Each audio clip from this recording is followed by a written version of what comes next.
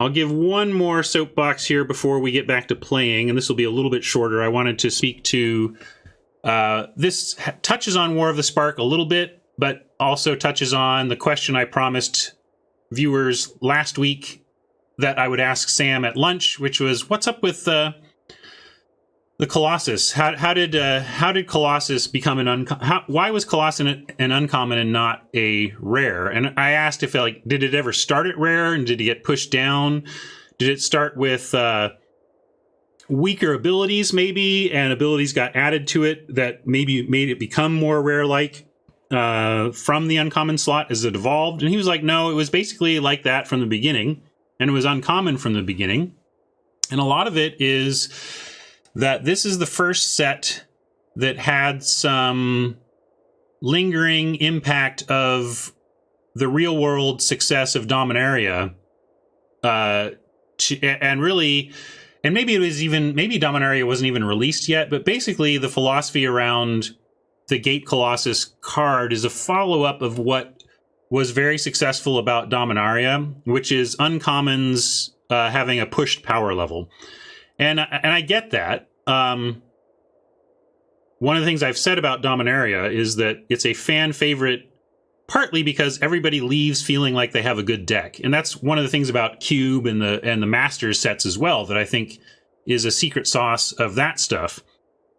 When your overall card power level is raised relative to your past, everybody's going to feel like their decks are a little bit more powerful than historically they would expect. And that makes them feel like, hey, I was able to draft a great deck, and I like formats where I'm able to draft great decks, therefore I like this format. Even though your relative strength is going to be similar to everybody else's, I think it's a pretty powerful secret sauce to increase the feeling of power level in Limited, although it's a sauce that doesn't work forever, because if you raise the power level of uncommons to whatever and then keep it steady there for years, eventually that's going to feel like the new normal.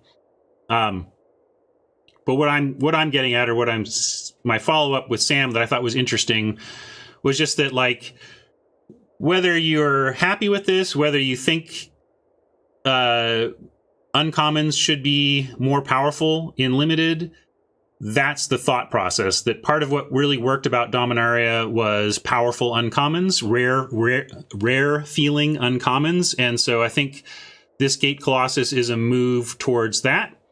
And I think War of the Spark is a move towards that. I think, what could express the shifting of power downward in rarity more than putting Planeswalkers at uncommon? Now, it's easy to make bad Planeswalkers. I can make a completely unplayable uncommon Planeswalker. So it's not like because it's a Planeswalker, it is inherently a powerful Magic card. But we do have an association with Planeswalkers as powerful Magic cards. So bringing them down to uncommon really screams that quite loudly. And I ultimately think, so that's why I kind of wanted to wrap up those two comments, that I think the lessons of Dominaria have both led to Gate Colossus at uncommon and Planeswalkers at uncommon in War of the Spark.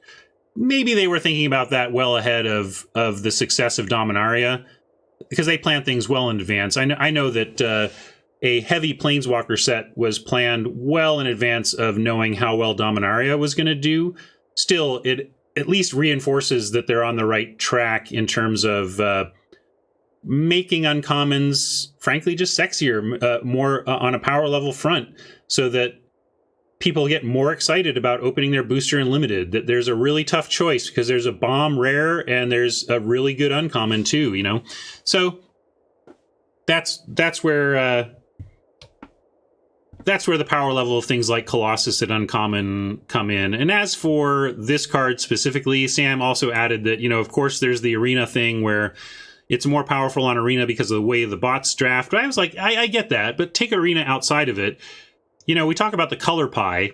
If there's a rarity pie, like Gate Colossus breaks the rarity pie, right? And cards broke the rarity pie all over in the old days. And perhaps instead of saying that Gate Colossus is breaking the rarity pie, we will say that Gate Colossus is emblematic of the shift of the rarity pie to incorporate higher power levels at uncommon. So that's what R&D is thinking about, and I get it. It makes people like formats more. So we'll see how it plays out heading forward.